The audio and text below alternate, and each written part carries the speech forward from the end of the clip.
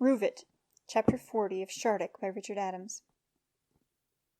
Suddenly to be confronted with a shameful deed from the past, a deed accomplished yet uneffaced, like the ruins of a poor man's house, destroyed by some selfish lord to suit his own convenience, or the body of an unwanted child cast up by the river on the shore. To stumble unexpectedly upon an accusation that no bravado can defy or glib tongue turn aside. An accusation made not aloud to the ears of the world, but quietly, face to face, without anger, perhaps even without speech, to one unprepared for the surge of his own confusion, guilt, and regret. The harp of Binnery named its murderess, and the two pretty babes in the ballad answered the cruel mother under her father's castle wall. Stones have been known to move, and trees to speak, yet never a word said Banquo's ghost. Though few can have touched a murdered corpse and see the wounds burst open and bleed, yet many, coming alone upon old letters thrust into a drawer, have reread them weeping for pardon, or again, burning with self-contempt, have learned from chance remarks how unforgotten has been the misery, how crushing the disappointment brought by themselves upon those who never spoke of it. The deeply wronged, like ghosts, have no need to speak to their oppressors, or accuse them before crowds. More terrible by far is their unexpected and silent reappearance in some secluded place, at some unguarded hour. The Tuginda stood beside the bench, her eyes half closed against the smoke. For some moments she did not recognize him. Then she started, jerking up her head. At the same instant Keldrek, with a sudden sharp sob, thrust his hand between his teeth, turned, and was already halfway through the entrance when he was pushed violently backwards and fell to the ground. The man, knife in hand, was staring down at him, gnawing his lip and panting with a kind of feral excitement. This, Keldrek realized on the ghastly instant, was one to whom murder must once have been both trade and sport. In his clouded mind violence hung always, precarious as a sword by a hair. By another's fear or flight it was excited as uncontrollably as a cat by the scuttling of a mouse. This was some bandit survivor with a price on his head, some hired assassin who had outlived his usefulness to his employers, and run for the Vraco before the informer could turn him in. How many solitary wanderers had he killed in this place? The man, bending over him, was breathing in low rhythmic gasps. Keldrek, supporting himself on one elbow, tried in vain to return the maniac glare with a look of authority. As his eyes fell, the Tuginda spoke from behind him. "Calm yourself, Ruvit. I know this man. He is harmless. You are not to hurt him." "Hiding in the woods. Talk about a bear. Up to tricks, I thought. Up to tricks. Make him go in. Don't tell him anything. Ah, that's it. Find out what he's up to. Find out what he's up to." "He won't hurt you, Ruvit. Come and make up the fire, and after supper I'll bathe your eyes again. Put your knife away." She led the man gently to the fire, talking as though to a child, and Keldrek followed, not knowing what else to do. At the sound of her voice the tears had sprung to his eyes, but he brushed them away without a word. The man took no further notice of him, and he sat down on a rickety stool, watching the Tuginda as she knelt to blow the fire, put on a pot, and stirred it with a broken spit. Once she looked across at him, but he dropped his eyes, and when he looked up again she was busy over a clay lamp, which she trimmed and then lit with a kindled twig.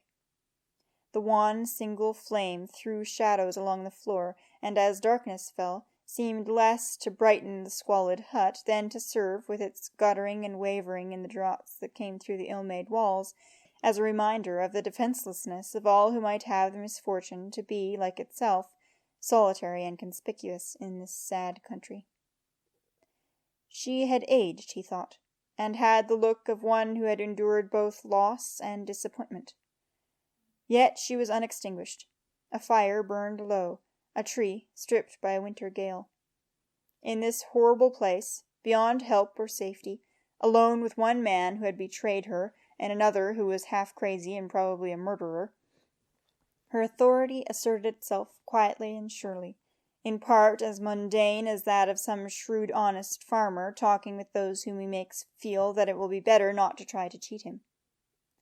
But beyond this open foreground of the spirit, he could perceive, as he had perceived long ago, as he knew that even poor murderous Ruvit could sense, in the same way that a dog is aware of the presence of joy or grief in a house, the deeper, more mysterious country of her strength.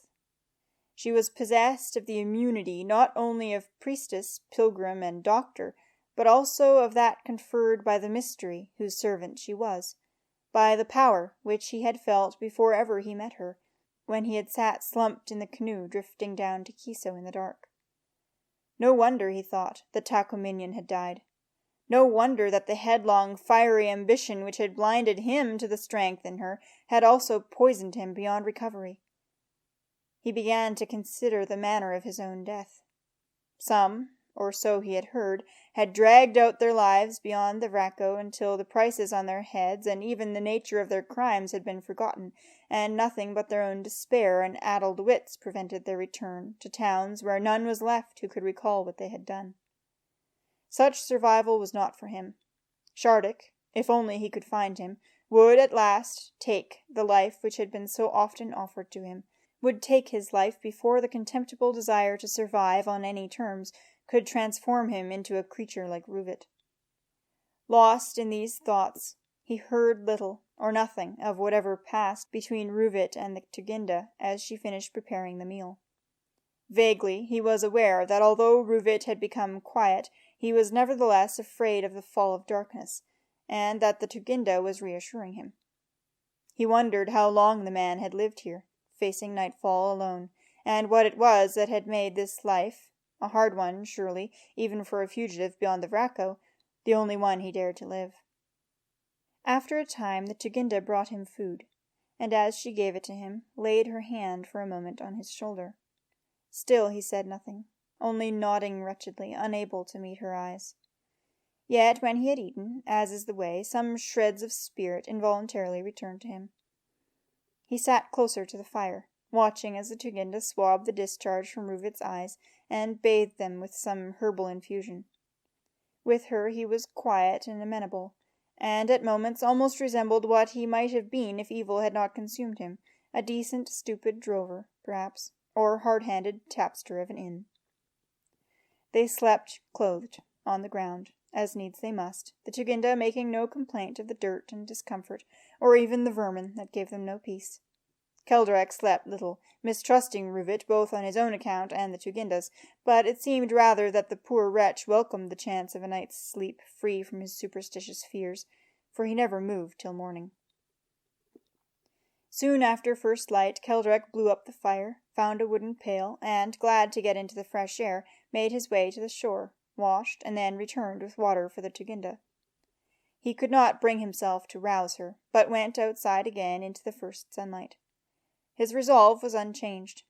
Indeed, he now saw in himself a gulf, like that into which he had gazed from the plain of Urta. The blasphemous wrong, in which he had participated, inflicted by Takominian upon the Tuginda, was but a part of that wider, far-reaching evil of his own committing, the sacrilege against Shardik himself, and all that had followed from it.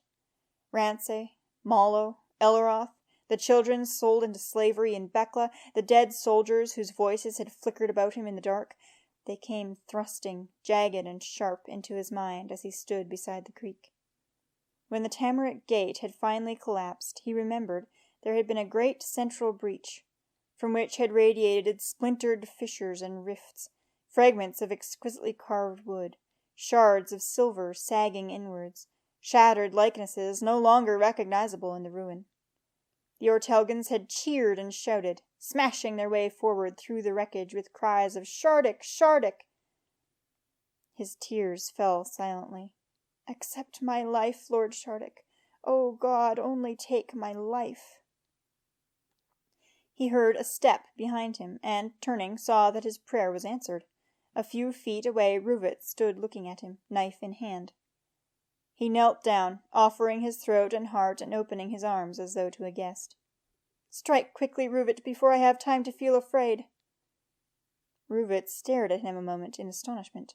Then, sheathing his knife, he stepped forward with a shifty, lopsided grin, took Keldrak's hand, and pulled him to his feet. Aye, old feller, mustn't take it that way, you know. Comes hard to start with, eels get used to skinning, you know what they say, never look back across the racko, drive you crazy. Just on my way to kill a bird. Some wrings their necks, I always cuts their heads off. He looked over his shoulder towards the door behind him and whispered, You know what? That's a priestess, that is. Ever gets back, she's going to put in a word for me. Thought yesterday she wanted you dead, but she don't. Ah, put in a word for me, she says. That the truth. Think that's the truth, eh? It's the truth, answered Kildrek. She could get you a pardon in any city from Ikat to Dealgai. It's for me she can't. Got to forget it here, lad. Forget it, that's it. 5 year, 10 year. Call the Leicester friends after 10 year, you know. He killed the bird, plucked and drew it, left the guts lying on the ground, and together they returned to the hovel. 2 hours later, Kildrek, having given to Ruvit what was left of the food he had brought from Gabin, set out with the Tuginda along the shore of the creek.